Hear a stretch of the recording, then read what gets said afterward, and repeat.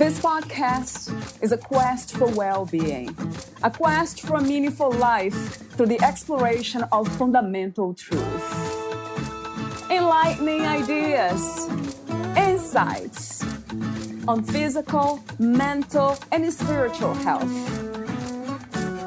The inspiration is love. The aspiration is to awaken new ways of thinking that can lead us to a new way of being well. Welcome to Body, Mind, and Soul Healing Conversations.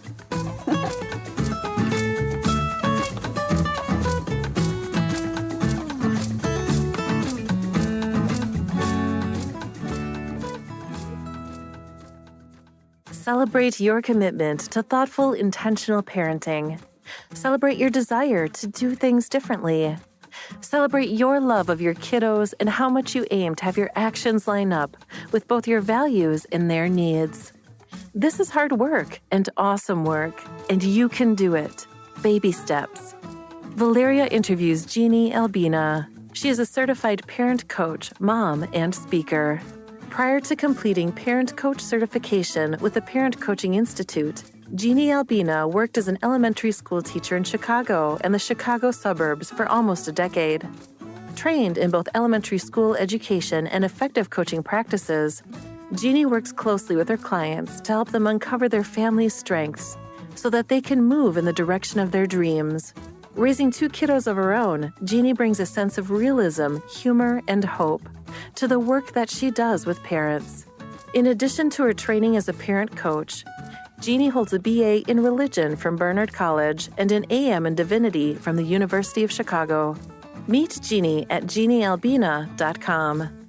Here's the interview with Genie Albina.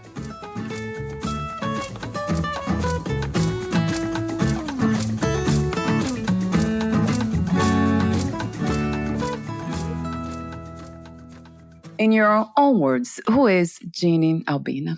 She is, I think, like all of us, a work in progress. I do many things. I wear many hats, but I guess who I am in my essence is I'm a curious person. I'm someone who loves to connect, who has learned over time that really, at least what I think life is all about is relationship and connection. And I bring that into lots of the different work that I do professionally, to my hobbies, to my work, raising my family. That's sort of who I am, at least for today. We'll see. Right. I love that.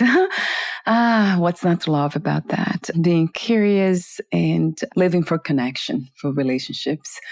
I resonate so much with that. Mm-hmm. Connecting. There's something about being connected to others. And there are so many levels of connection anyway, but to oneself, right, Jeannie? That's a very important one too, be connected. Oh, absolutely. And I think as we connect more with others, we like uncover layers of who we are, who we've been in the past, who we're growing into being.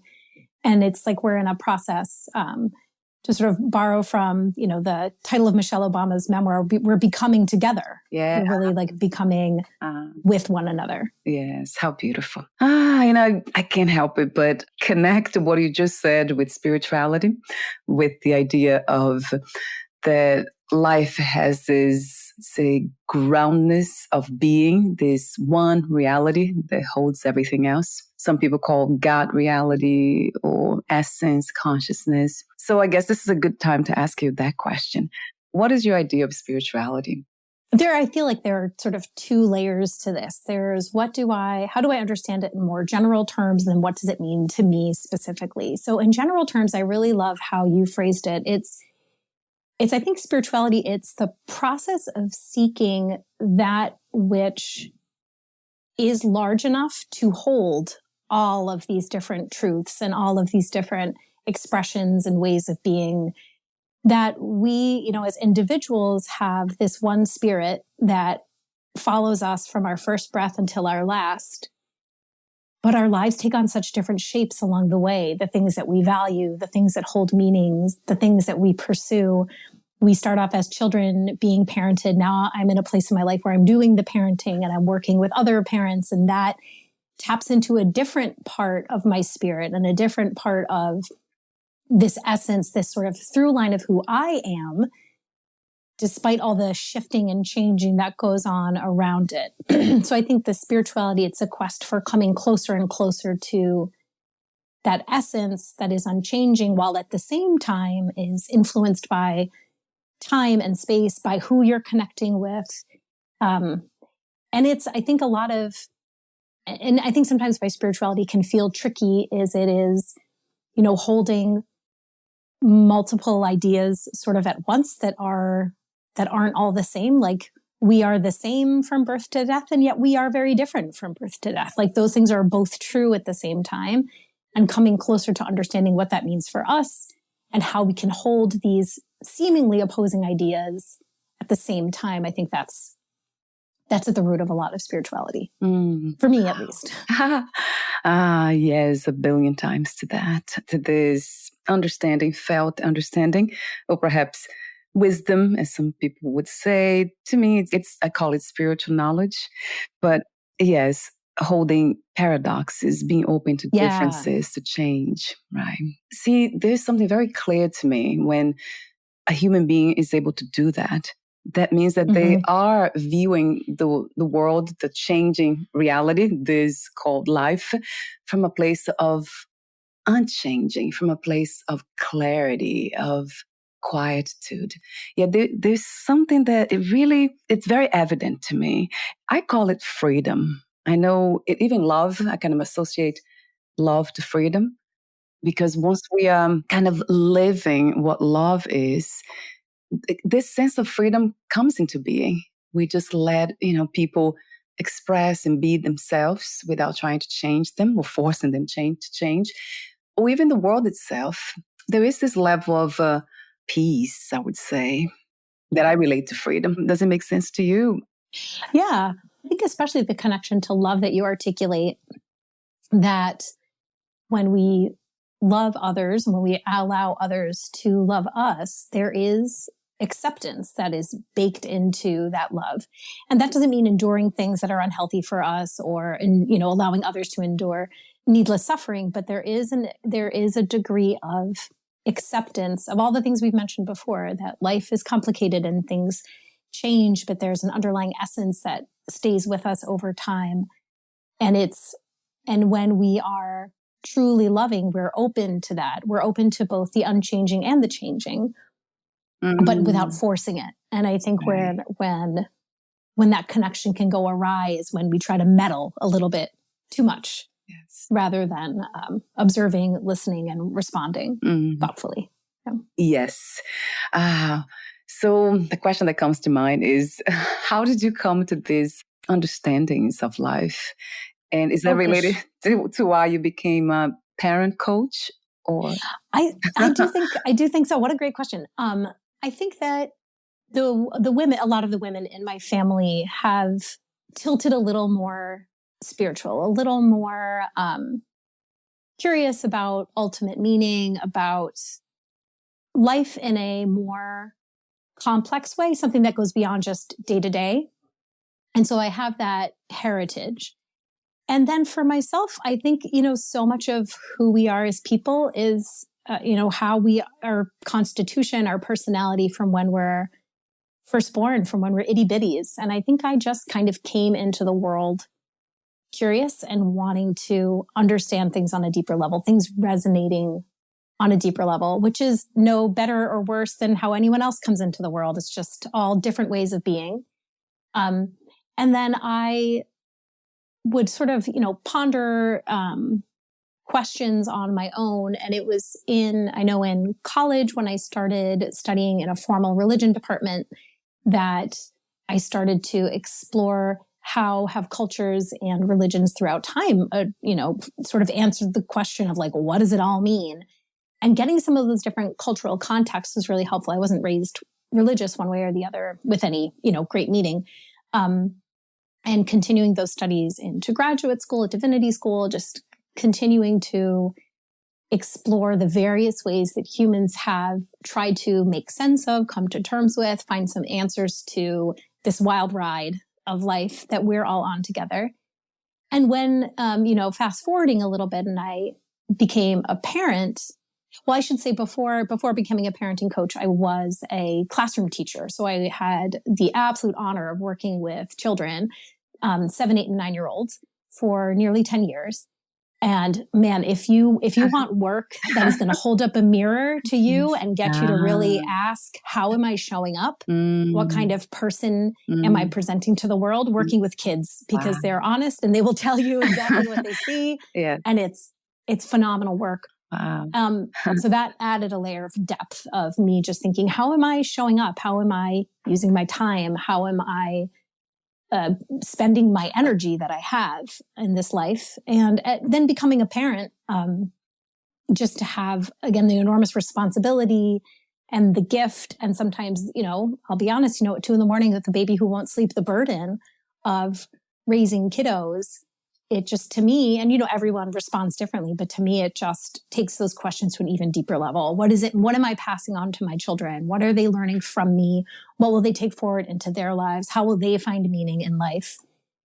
And really the interest in working with parents came from a combination of just loving connecting with them in my role as a teacher, often being humbled by them in my work as a teacher when they would call to my attention ways in which, I could show up a little bit better for their students. And I was always grateful for those parents.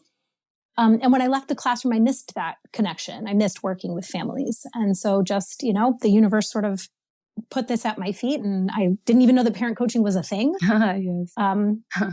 But I learned about this program, and it's been such a gift to be able to work with families. I am continuously humbled by how willing they are to share their vulnerabilities and by how much they want to do better by their kids. It's absolutely beautiful work. Wow. It very much sounds like. And I love the way you speak too. There's a lot of enthusiasm, gratitude, love. I hear that. How beautiful. So, you see, when you talked about that, you just mentioned children, working with children, connecting with them, and how that kind of brings the best out of us in a sense of becoming more self-aware and open.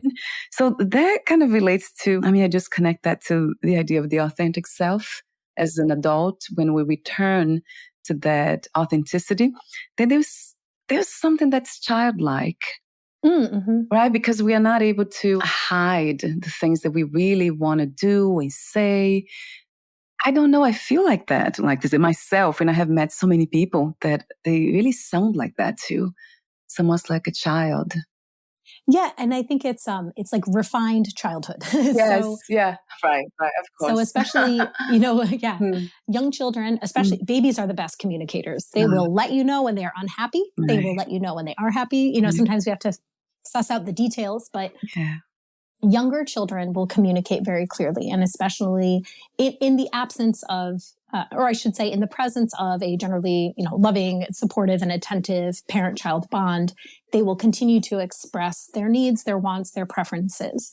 Usually when children start to hit adolescence, they take a bit of a turn. There's major brain growth, huge social development. They have the impulse both to push away from their parents, to come into their own, yet they also want their parents to show up the best that they can be for them.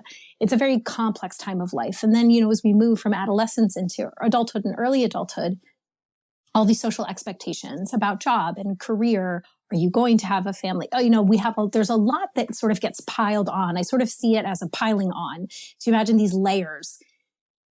And then I think some folks are lucky in that they're very good at sort of, not letting those layers accumulate. But I would put myself more in the category where those layers did accumulate for me. But I reached a point where I was able to start letting go of some of those layers, letting go of some of those concerns that weren't tied into my essence, that weren't tied into my truest, deepest self, that were more tied into social expectations. Sometimes even family very lovingly can have expectations that are just a little bit out of alignment with our essence. And it comes from love and, often, not always, but hopefully often comes from love and care. But as we start to let those things go, the layers kind of peel back. And so we come back to this childlike essence, but what we have now is a little more social awareness, a little more couth, maybe somewhat more developed manners, and executive functioning, because I think sometimes kids, they know what they want to do, but they don't necessarily have the tactical skills to make it happen. So as an adult, we have the gift of, in addition to all the work that I do as parent coach and the work I do in education, I also coach teachers. I have a deep love of dance. And now at this age, I know that is, I truly think, a part of my essence for my creative expression. And I have the money to pay for classes, and I have the executive functioning to organize my life to sign up. So it's that childlike essence with just a deeper toolkit. And so I think the sooner that as adults we can get back to that childlike essence and apply the tools we've learned as we've matured into adulthood, the more we can start to live more in alignment with who we are on the deepest level. Yes, it takes maturing. It is a process for sure. And of course, the way I spoke earlier about authenticity and being childlike has to do with the essence of that. Not the expression, the full expression, because it's almost like we are born whole as children, but there's something that also kind of comes into play. It's almost like we are whole, but at the same time, we're still developing. We're still learning. 100%. We never stop learning. No, never. I wonder what would let's say, a fully potentialized human being would look like. Oh, gosh. Have you ever actually imagined that? It's funny because I know some people who are pretty darn close, I think. And I think I think it probably, looks different on different people, but I think the feel of it is ease.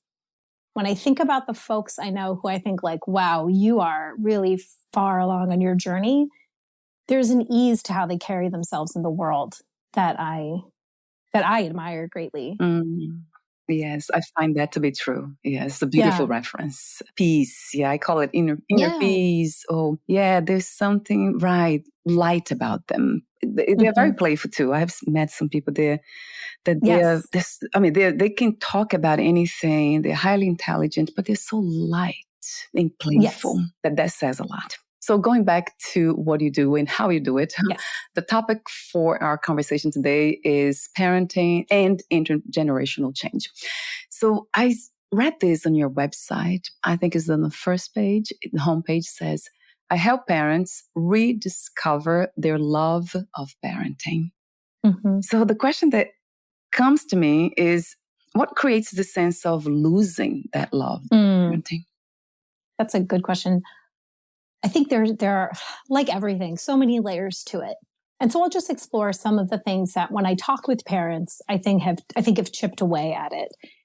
And I think probably the biggest hurdle to really stepping fully into that love of parenting, and I'm thinking specifically as children are getting a little bit older. I think when they're babies, and like I mentioned before, when you're up 3, 4, 5 times a night, that just is hard. It is physically demanding, mentally demanding. Once we've sort of moved past basic survival, let's say in the first year or so, I think what really gets in the way are those expectations, are those layers that I mentioned that tend to come up. This is how this person is parenting their child. Should I be doing that? My child was rude at a birthday party. Now I feel embarrassed. Is everyone going to be judging me?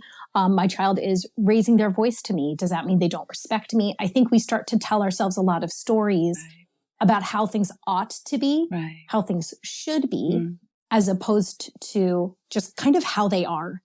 And when we can move more into, and I say accept, and I think that this is like a nuanced, something tells me you're probably familiar with this sort of nuanced understanding of the word accept. Like, let's say your child is rude at a birthday party. They receive a birthday gift that they don't like, and they say, I don't like this. I didn't want this. It'll make any parent want to hide under the table. When I say that we need to accept the situation for what it is, I don't mean we say that's okay. But I think sometimes when parents get into, oh my gosh, I can't believe they said that. How could they say that? I never taught them to speak to someone like that. We're actually removing ourselves from the actual reality in front of us. And as we remove ourselves, there's layers and distance. And there's lots of room for storytelling in our heads about everything that's gone wrong, everything we did wrong, everything they did wrong. And that saps away the love. As opposed to in the moment saying like, wow, my child just said something rude.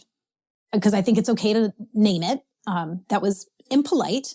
We're going to need to address this. Let me make sure the other person feels okay. Let me just, if need be, apologize for my child. And let me come back to my kid and see what's going on with them that caused them to react in that way. That gave them the impression that was an acceptable way to speak to someone. Let's interrogate, investigate. Let's get curious about what's going on as opposed to removing ourselves from it. It's like instead of recoiling, it's sort of like going further into it. Yeah. And that's where connection happens. That's where growth happens. And that's where I think the beauty of parenting and the frustration and the difficulty, everything that comes with it. It's a complicated job. Yeah. But where it can feel more authentic, where we can feel more grounded, like you were saying before, we can feel that peace, even if we are feeling a little frustrated, a little off our game. Yeah. We know, like, I am connected to my child. I am rooted to my child. We are going to get this figured out together. Wow. So yeah, I think it's the expectation that comes in. Yes. Wow. And then, and I'm sure we'll talk about this more as we go, but a lot of folks have really difficult childhoods and then go on to raise children, and those skeletons come back, those difficult experiences, maybe a mismatch between our needs and our parents' parenting style. Some folks, unfortunately, face abuse and, suffer traumatic experiences that can get really hard to bounce back from.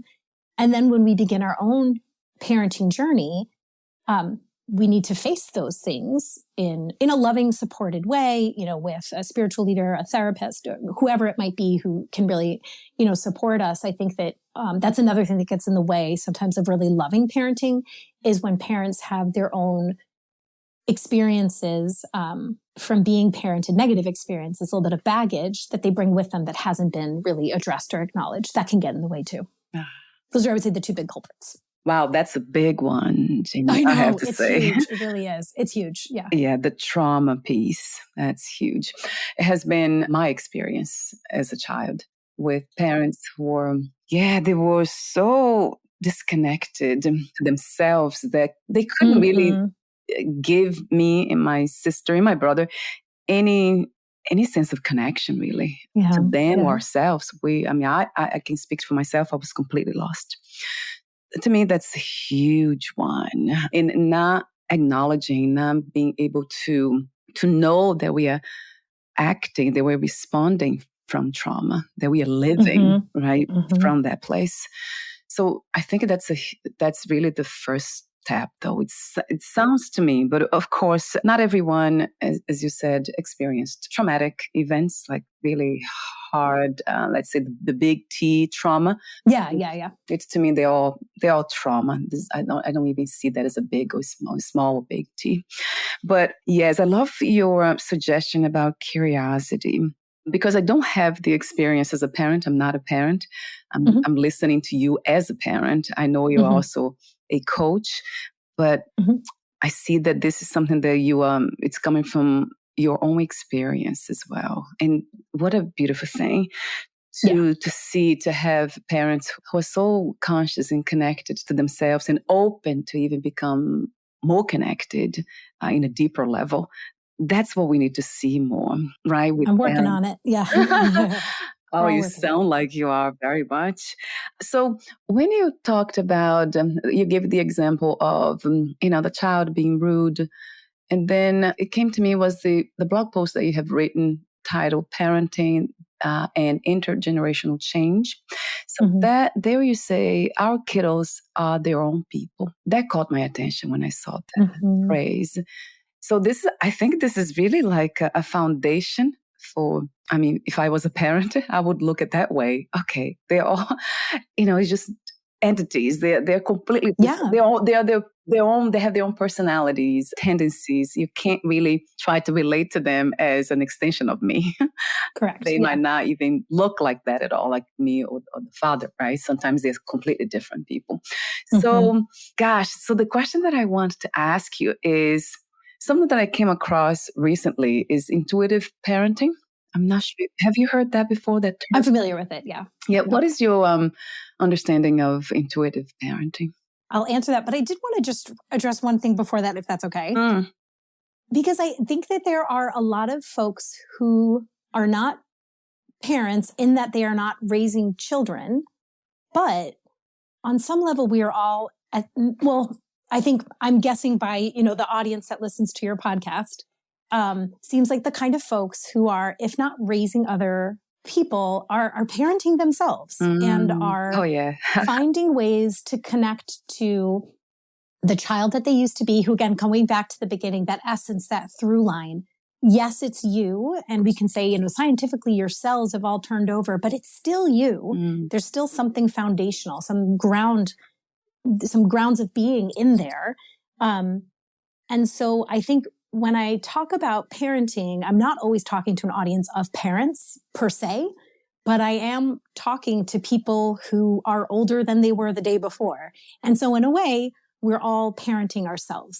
So even folks who had really positive experiences growing up, who felt like for the most part, they were very well parented, there's always going to be some sticky stuff from when we were kids, some little things that need to get worked out. Those, maybe a commitment issue that comes up whenever a relationship goes a little bit extra long, or maybe this, fear of competition that comes up even in a friendly game of trivia at the workplace, that we have the opportunity to say, what's that about? What's going on there? Did something happen when I was younger? Is there something for me to address and figure out here? Or is it really just nothing and we can just move along? So I would just say that there's a way in which we're all, parenting or at least have the opportunity to parent ourselves. And I think the sort of folks who are in your audience space are probably folks who take that on and are hopefully, this idea, this resonates of sort of parenting yourself in any event. Oh my God. But back to your other question. Yes. Yeah. So coming back to intuitive parenting, my understanding of intuitive parenting is that despite sort of coming up with, having another name, we're trying to get away from all the labels. There's helicopter parenting and there's gentle parenting and there's the French style of parenting and all this kind of different kinds of parenting. But when we are parenting intuitively, we're parenting from that deeper place. We're parenting from a place of love and connection. We're parenting from a place with as little, I almost imagine like a windshield on a car and all the dirt and the grime of just daily life. And when we're able to parent intuitively, we can get the windshield wipers going, kind of get that stuff off so we can clearly see ourselves, our child, our connection to them. And we use that connection to help grow each other. And so you can look different from different people, but I think that a lot of what goes on with intuitive parenting is parenting with, equal respect. I remember when I was training to be a teacher, one of my professors said, you and the students are not on the same level in terms of power, but you need to be on the same level in terms of respect. And that stuck with me. Yes. And I think it comes into parenting too. If we're just being honest, we as the parents, we have more power. We provide the food and the clothing and, and especially when our kids are little, we sort of pick them up and carry them around. They don't have a lot of say in it. But when there's true respect, when we see them as you mentioned, their own person with their own personality. And yes, a lot of personality is, we inherit that from our parents, but, a lot of folks are raising kids who are adopted, who have no genetic relation to them whatsoever, but they're just as much their children. So that intuitive parenting comes from an understanding that children deserve respect, that the best way to develop together is through love and connection. And then I think, and sort of taking Instagram posts with a big old grain of salt, because there's a lot of folks who have a lot of ideas about how to do things. But intuitive parenting encourages us to get back to essentials and to parent from there, from a place of truth. Yes. Wow. I love your wisdom. Thank you. Yes, I love what you said earlier as well. I want to go back to intuitive parenting, but what you said about parenting ourselves. That it's really, really true. It is very much my case, not having growing up without parents, I would say, or disconnected from them. Yeah. That was a long journey. Oh, absolutely. To figure out how to become my own parents, father and mother. And it took a long time, but I remember talking to a psychotherapist who had, back then, exactly that moment when we met, she became a spiritual teacher. And she was moving from one state from a state that I can remember to Arizona. And that's one thing that she told me when I talked to her about my experience as a child and all the trauma. And then she said, you need to reparent yourself. You need to become your own parent. That changed everything. That's interesting. She taught me a few meditations. I think that's the reason why I started this podcast. This came into my mind, my consciousness. it's almost like the longing to connect with Yes. other people, because I was not able to do that fully. It was just so difficult. When you mentioned before that your parents were disconnected, unable to be present for themselves, which I think is sort of, tragedy number one, and then unable to be present for you and your siblings, my first thought was like, well, no wonder you have this podcast. That makes perfect sense. Yeah. And what a beautiful journey of healing for yourself. Right. Because you had the opportunity to, drown your feelings in really negative habits, or to create this platform to share ways that we can all grow. Yes. And so what a beautiful, so it's like we said at the very beginning, holding what seem to be paradoxes. I'm so deeply sorry for your experience growing up. It sounds like it was extremely difficult and much more than you or your siblings should have had to bear. And how wonderful that you were able to make some really great lemonade out of that experience. Yes. That's right.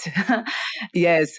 Yeah. Thank you for the empathy. I do. Of course. I do remember somebody saying that too here, I believe. You can only mature when you take responsibility for what you're not responsible for. Oh, interesting. You can only grow once we do that. That also really resonated with me deeply. Like, wait a minute, I'm not responsible for my own trauma. But then, nope.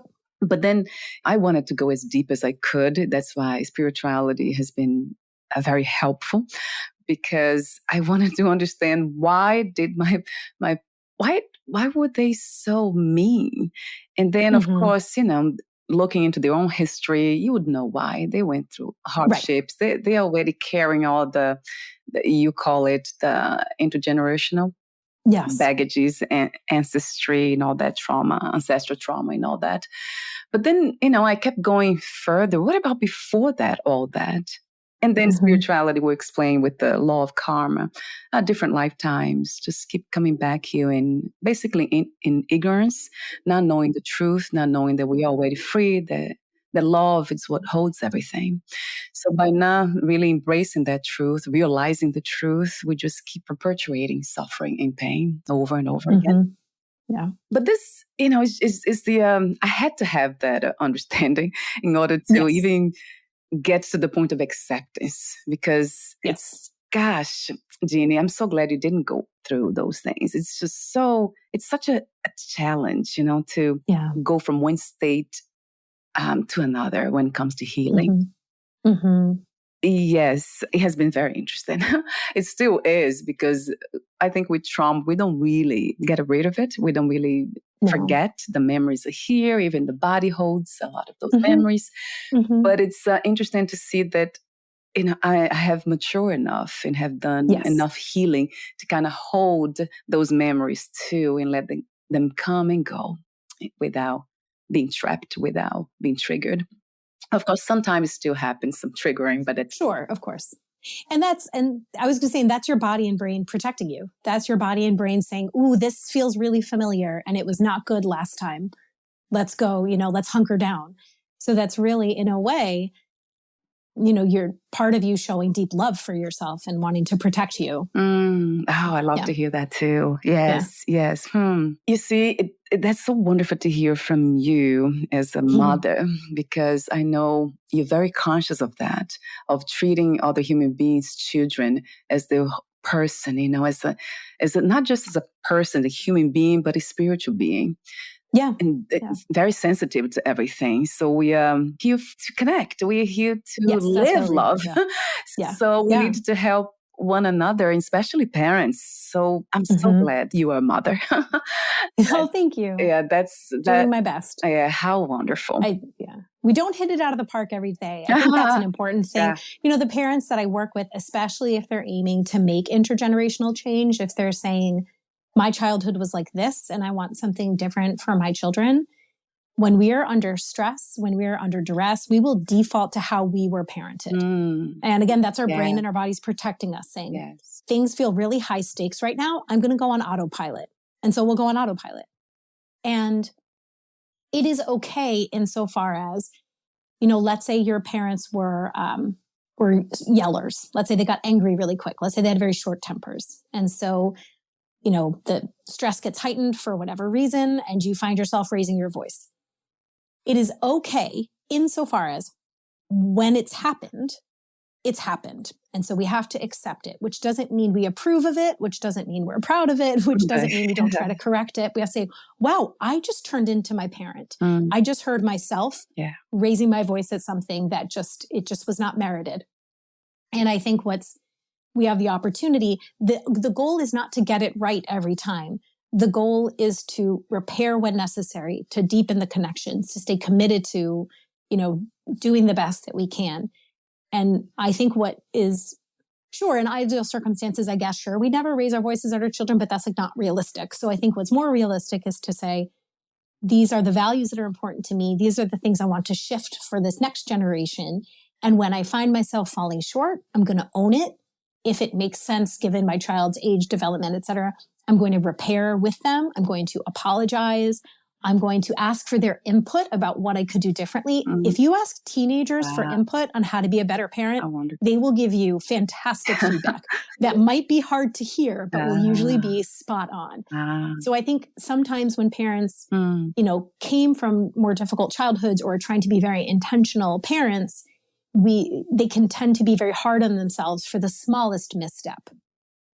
But I think that if we focus instead on making sure that we're owning our process without hurting ourselves, that's where because for a child, in a sense, to have a parent who never raises their voice, great.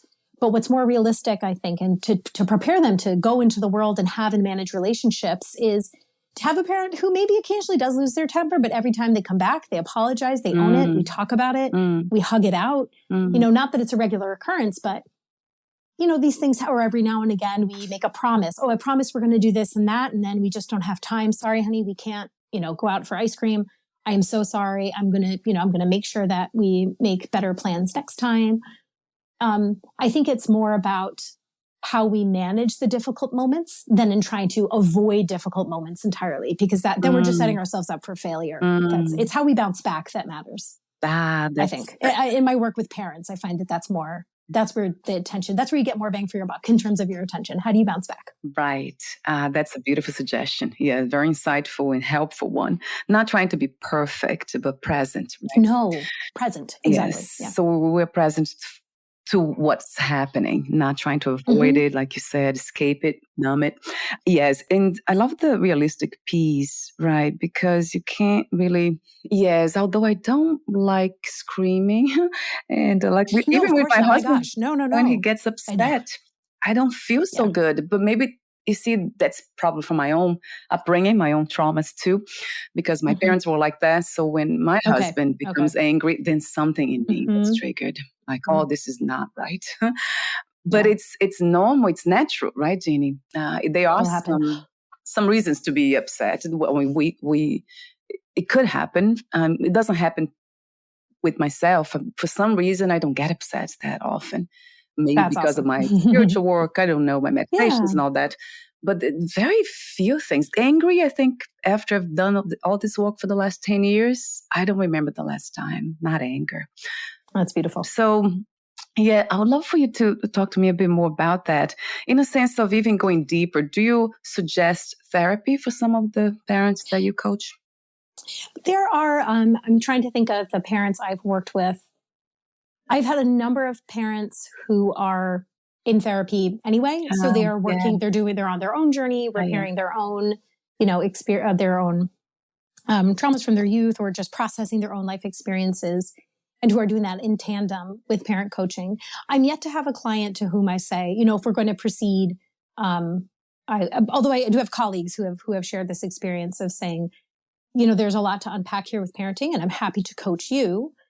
And I'm not a therapist. And so I would strongly recommend, I have at least one friend who has essentially said to a family, I'm happy to work with you if you are also willing to engage in therapy, because their needs were a little deeper. As a coach, my job is really to cheerlead, to celebrate successes, to help process disappointments, but always looking forward. What can we do better next time? How can we show up? How can you repair the harm? What structures can you put in place to prevent some of these maybe trickier behaviors? So my job is to hold a place to go. I have some clients who are very, very sort of business, and I need a to-do list and I need my action steps, and other folks who want to do that deeper dive into their own childhood, and some who want to go even deeper into the spiritual realm. I'm happy to go with them wherever they want to go without entering into a therapeutic relationship. But my job is to, like a good coach in any field, to say, I see your strengths. How can we build upon your strengths? How can we highlight that so we can get more of that? And we need to acknowledge what's not going well and try to think, okay, how can we do better next time? I did also have one other thought, if it's okay for me to share. There is a book by an anthropologist. It's called Never in Anger. And it was written, in the 70s by Jean Briggs. And she lived with an Eskimo family, an Eskimo community. And she noticed that I mentioned parents losing their temper, because I think that particularly in the American context, that is sort of part of our cultural norm, is sometimes we lose our temper with our kids. In the context of this Eskimo community, that is simply not how they handle upset with their children. There's, in addition to the book, there's an article, sort of a digest of it. I believe it's either in the Smithsonian or in National Geographic, again, called Never in Anger, but talks about, she interviews this one parent whose child did something pretty uncool, and the parent just stayed calm, and then later circled back to their child and sort of corrected the behavior. And the anthropologist said, why didn't you get angry at them? I mean, look at what they did. And the parent said, why would I let a child ruin my whole day? Why would I get angry? Yes. Which and I think one read of that is like, oh, the child isn't worth my anger. And I don't think it's that. I think it's like, they're a child. They're coming into being. They're figuring out their way in the world. Why am I going to use my anger on them? It just doesn't make sense. So I think in certain cultural contexts, anger directed at a child simply doesn't make sense.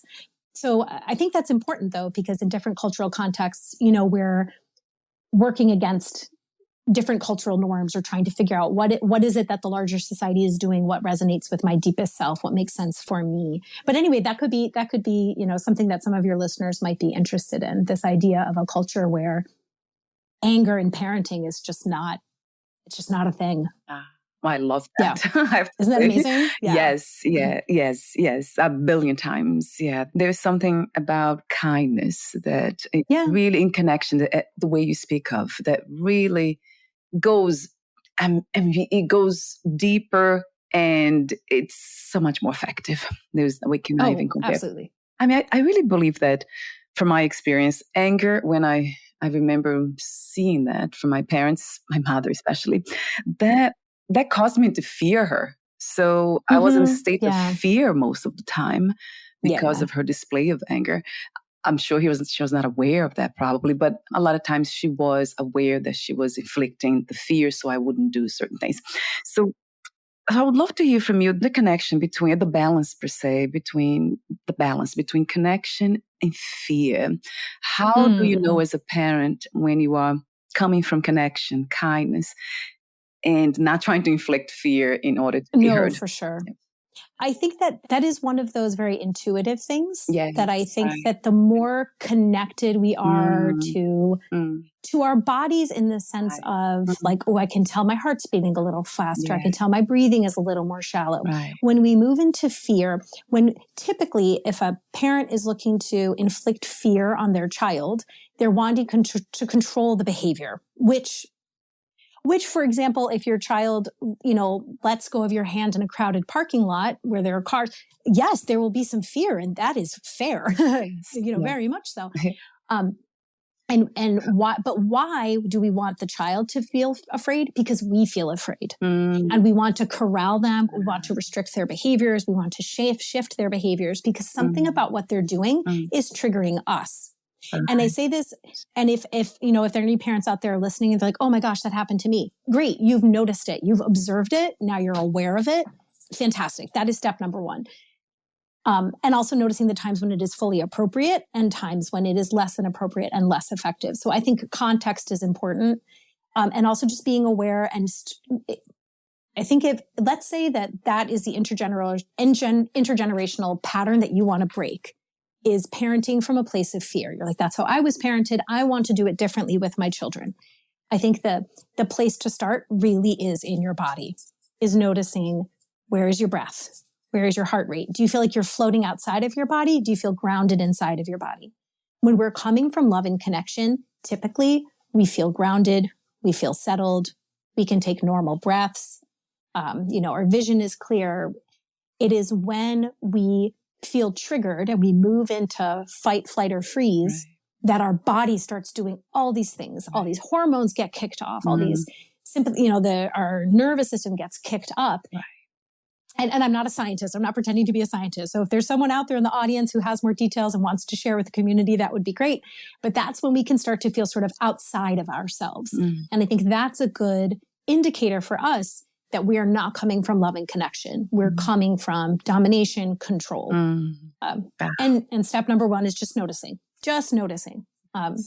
If eventually we want to move into shifting it, but we have to start with awareness, with noticing it. Yes. Yeah, that's very clear to me, Genie. You're very, very clear. Yes, there's something about presence, being present, that kind of blocks this type of reactivity, triggers from the past. When it comes from past experiences, I can tell that immediately, because I'm not present anymore. So the body, it's already reacting to something that has been here in a thought form, memory form. So it's not, it's so obvious to me now, but I know it's a practice, right, Jeannie? Something that we need to practice, to observe. I mean, pretty much every great culture, religion through time has had some sort of meditative practice, which is involved with being present, dropping into what is present, and to different extents, acceptance of the fact that everything changes, that nothing is permanent. And I think that that's been a through line of sort of human inquiry into the meaning of everything. What does it all mean? Well, we have to get quiet. We have to get present to connect back into that root of where everything comes from. And so when we're parenting, if we can catch ourselves, if we're kind of coming out of ourselves, take a few deep breaths, connect back to our body, come back into more of a meditative, more of a present state. We can say, okay, my teenager is using some very colorful language on me, or my toddler is having a meltdown in the middle of the bread aisle. This will pass. Nothing about this situation is permanent. The sooner I can get calm, get present, accept it in that, not approve of it necessarily, but just like acknowledge this is what is happening right now, the sooner I can find a loving, effective, and connected way to help my child out of whatever is going on for them. Yes. Yeah. That truly helps everyone. Yeah. The sense of presence. And not perfection. You probably have heard that before. Yeah. Not perfect. Yeah, no present. Perfection. Yeah. So, God, everything you say has so much wisdom to me, in truth. Oh my God. But Valeria, you are pulling so much out this conversation. I feel like you're such a gifted interviewer, and this has just been so much fun. Oh my God. Yeah. I feel the same way, Jeannie. Thank you for being open. So we're almost at the end. I do have a few more questions for you, but I do have a question that I have to ask you. Spanking or hitting a child, is that something that is that ever necessary? I'm going to go back to, this Eskimo community that doesn't raise just doesn't, anger isn't factor into their parenting. In some cultures and communities, physical punishment is part of the culture. And while I, on the one hand, am not one to say to anyone, your culture is wrong and you should do things differently, the overwhelming research suggests that children who are physically reprimanded with regularity, where that is just part of parenting, are more likely to grow up to themselves, to have just a whole number of, to feel more disconnected, more isolated. They're more likely to then abuse their own children. There are statistics, I'm not sure about their accuracy, that connect frequency and intensity of physical, parent of very physical redirection as a child with likelihood of committing violent crimes later in life. Again, it's hard to know what's correlation and what's causation. I hesitate to say, no, there's never a circumstance in which it is appropriate. But I would, if I were to start working with a parent who said, well, part of our regular routine is spanking and we don't intend to change that, I would politely decline to work with them unless they were open to the possibility of exploring more loving, connected, peaceful, grounded ways of connecting with their child. I think that, like I mentioned before, when a parent gets like scared, I think the spanking is, I am scared, and so I need to control you. And fear and pain are, they're very effective ways to control people in the short term. Not going to pretend, they are very effective. They do not hold much long-term value. So I don't know if this answers your question. I hesitate to do a definite yes or a definite no, but I think that there are a million other ways to address misbehavior, to teach social appropriateness, to redirect behavior that don't involve causing fear and pain. Yes. Because fear and pain breed fear and pain. No child is like, well, my parent hit me. I sure do respect them more now. Like, that's not what happens. Right. What happens is I just got hit. Right. I feel ashamed. I feel physically harmed. I feel unsafe. And what it does is it just feeds into the fear that is already present in the relationship. Yes. Yes. Thank you for saying that. Yeah. Yes. It really resonates deeply with me. I do not believe that's physical or emotional abuse is necessary. Oh gosh, no, emotional abuse, absolutely not. Yeah. There's always a better way. There's always a better way. Yes, right. And when I say abuse, it's really what you just mentioned. The connection, abuse is connected to fear. So absolutely. I love the way you said brilliantly about the fear, because we are afraid, so we are passing on fear. So it has to do with us. And the intuitive parenting that we talked earlier, that the theme has to do with being connected to our own intuition, which you said beautifully too. You used the word love. So the more we can love ourselves and have this beautiful relationship with ourselves, the more we can pass that on to others, to our parents, to our kids, even to our parents. Sorry, my case. Yeah, absolutely. Everyone. Well, yeah, sure. It's so much easier to give when we have. So absolutely. That's why it's so important to do the work. Thank you so much, Genie, for doing what you do. For being so amazing at this. Knowledgeable, wise, and open. Thank you.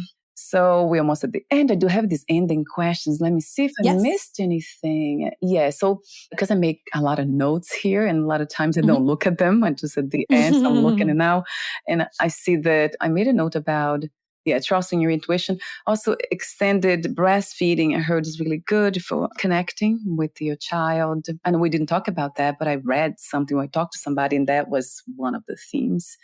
Carrying your babies, sleeping close to them. So because we are here to connect for this, to experience love through relationships, it really feels that way to me. I know I was disconnected for a long time, and I was not experiencing this connection with other humans, and that's why I was so depressed. Oh, sure. So sad. It was such a sad period in my life. So that has to do with that connection that I didn't have as a child.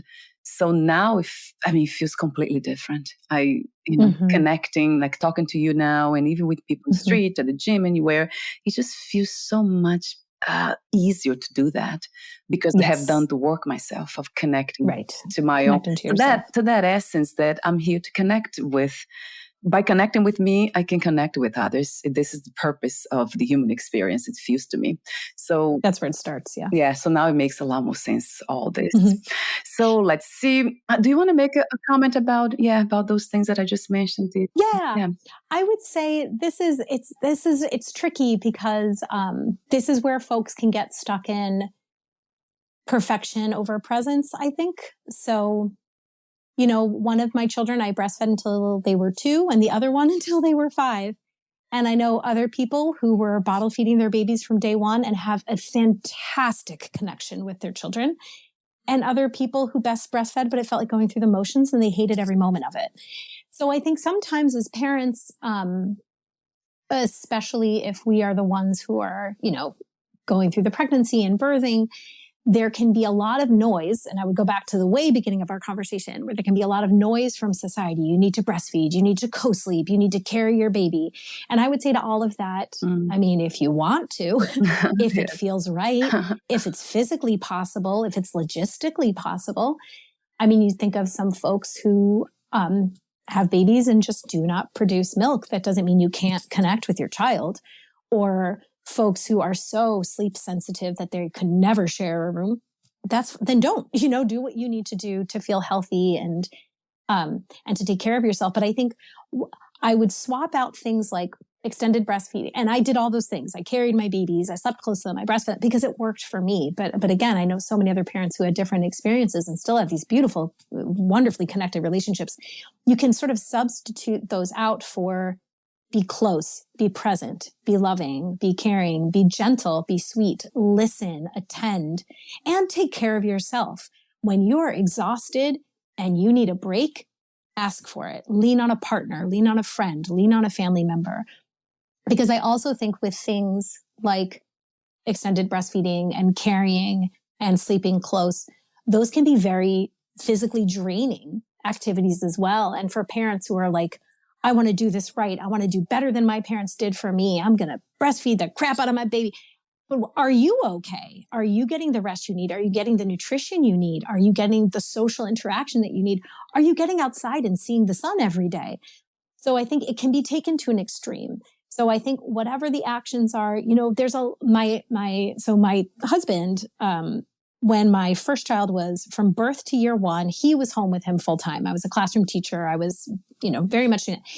And so he bottle fed him, and those two are so connected. It was that time in his arms, holding him, connecting with him, looking him in the eyes while he ate. You know what I mean? Oh, yeah. So I think the connection can be forged in so many ways. What's not to love about about your wisdom and knowledge and clarity? Yes, a billion times to listen to our own truth and our own intuition and questioning, right? Everything that's given it to us from high society or anyone else. We gotta.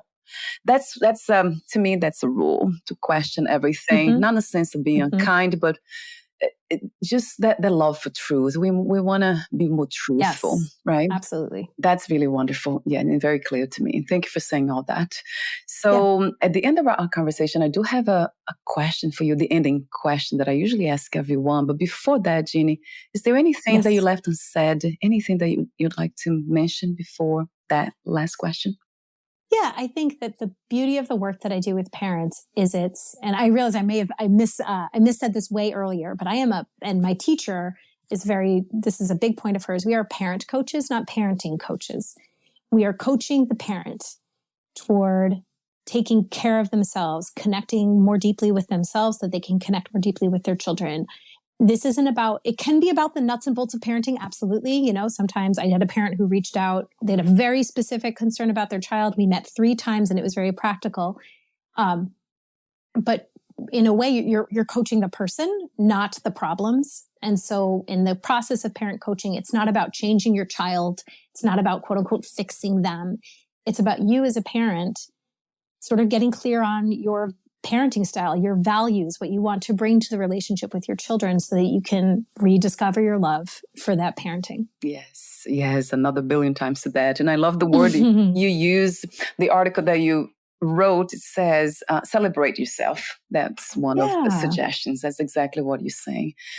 Right. So let's see. I have to ask this question that I usually ask everyone, but sometimes I change. Sometimes I won't change it because there's something about this question that really interests me to listen to the answer. Sure. So what 3 experiences you wish everyone to have before they lose the body, before they die? 3 experiences. Yeah. Oh my goodness. I think, if I think about, so I'm going to start from the outside in.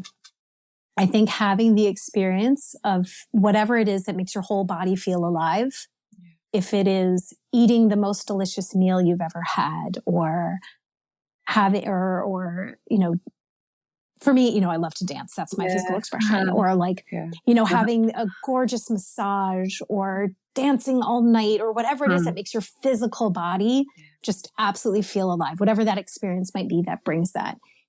And then I think one layer deeper is having that experience that brings you in deep connection with another person.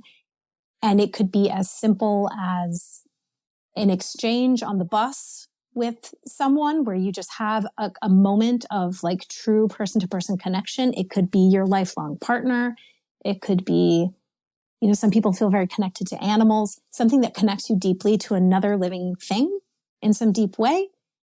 And then I think the deepest level is having some experience that brings you both, and this is where we'll go back to our paradoxes from before, both into that deepest connection with ourselves that sometimes requires us to go outside of ourselves, something where we are bigger than we are so that we can fully understand our place in the universe. So a physical experience of whole body aliveness, a deep connection with another living thing. It could be brief, it could be long lasting. And then some even moment of just touching into that deepest essence. Those three things. Yes. You covered everything in a beautiful way too. Gosh. What a beautiful question. Yeah, it's a beautiful, wise, and to me, spiritual answer. Thank you so much, Genie, for being you. Thank you. Thank you for your time. I really Thank you appreciate for everything. everything that you do and how you do it. It's so beautiful. So we'll talk soon. I wanted to mention your website is geniealbina.com. That will be on the podcast profile notes. It will be clickable. So thank you again for your presence, and we'll talk soon. Bye for now. Thank you. Be well. Bye-bye.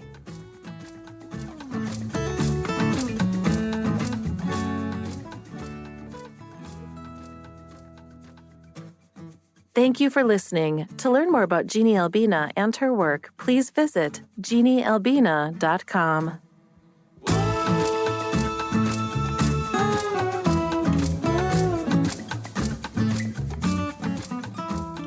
To learn more about this podcast, please visit fitforjoy.org/podcast. Thank you again for listening, and bye for now.